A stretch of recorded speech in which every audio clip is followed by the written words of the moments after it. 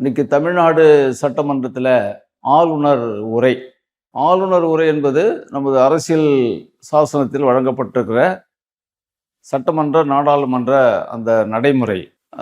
பாராளுமன்றத்தில் பிரசிடண்டோட உரை இருக்கும். ஆனால் தமிழ்நாட்டினுடைய ஆளுநர் ஆர்.என். ரவி வந்த பிறகு ஒரு ஆளுநராக அவர் நடந்துகிறது இல்லை. ஆளுநர் என்பவர் அவருக்கு ஒரு அரசியல் சித்தாந்தம், அரசியல் சார்பு இருந்தாலும் கூட ஆளுநர் நடுநிலையாக நடந்து கொள்ள வேண்டும். ஆளுநருடைய கடமை, ஆளுநர் உரையில் அவருடைய கடமை என்னன்னு சொன்னால், மாநில அரசாங்கம் அதனுடைய கொள்கைகளை, திட்டங்களை அச்சடித்து அதை புத்தகமாக வெளியிட்டு, ஆங்கிலத்திலும் தமிழிலும் அதை வெளியிட்டு ஆளுநருக்கு முன்கூட்டியே அந்த அறிக்கையை அனுப்பி வைப்பாங்க.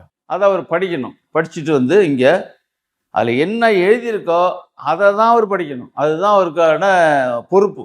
அதுக்கு மேலே அவர் எதுவுமே சொல்லக்கூடாது. அதில் என்ன எழுதியிருக்கு, அரசாங்கத்தினுடைய குரல் இது, அதை வெளிப்படுத்தக்கூடியவர் தான் ஆளுநருடைய கடமை. ஆனால் இந்த ஆளுநர் என்ன பண்ணுறாருன்னா, இவர் ஒரு எதிர்கட்சி தலைவர் மாதிரியே இருக்கிறார். வெளிநடப்பு பண்ணுறாரு.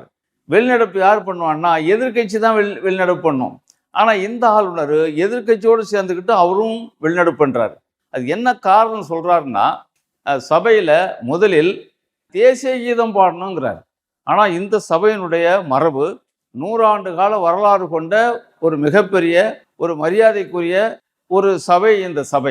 இந்த சபையில் 100 ஆண்டு காலமாக இருக்கிற ஒரு நடைமுறையை இந்த ஆளுநர் மாற்றணுங்கிறாரு. என்ன நடைமுறைன்னா, சபை தூங்குகிற பொழுது தமிழ்தாய் வாழ்த்து பாடுவதும், சபை நிறைவு பெறுகிற பொழுது தேசிய கீதம் பாடுவது தான் இந்த சபையினுடைய மரபு தொடர்ச்சியாக இருக்குது. இவர் மாற்றி முதலில் தேசிய கீதம் பாடணும், பிறகுதான் தமிழ் தாய் வாழ்த்து பாடணும்னு சொல்றாரு. அதை ஏன் சொல்றாருன்னா, இவர் வெளிநடப்பு பண்ணுவதற்கான ஒரு காரணத்தை, ஒரு சொத்த காரணத்தை அவர் சொல்றாரு.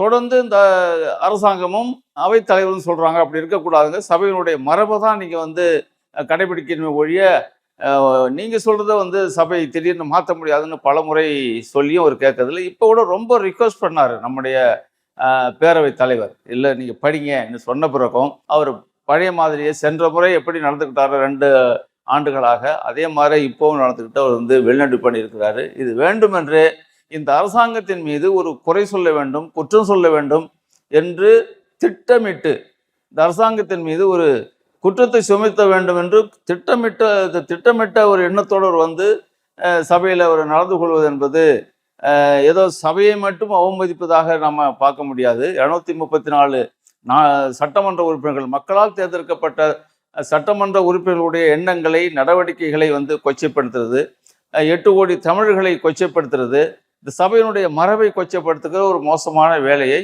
ஆளுநர் செய்து கொண்டிருக்கிறார். இவர் பிஜேபி அரசாங்கத்தினுடைய குரலாக சட்டமன்றத்தில் மாறுவதற்கு முயற்சி செய்கிறாரு. அவங்க சித்தாந்தம், கொள்கைகளை இங்கே நடைமுறைப்படுத்துவதற்கு அவர் முயற்சி செய்கிறார். ஆகவே இதை வன்மையாக மார்க்சிஸ்ட் கம்யூனிஸ்ட் கட்சியின் சார்பில் சட்டமன்ற உறுப்பினர்கள், இந்திய கம்யூனிஸ்ட் கட்சியும் மற்ற எல்லாருமே அதை கடுமையாக இவருடைய நடவடிக்கையை எடுத்து கண்டன குரல் சட்டமன்றத்தில் நாங்கள் கொடுத்திருக்கிறோம்.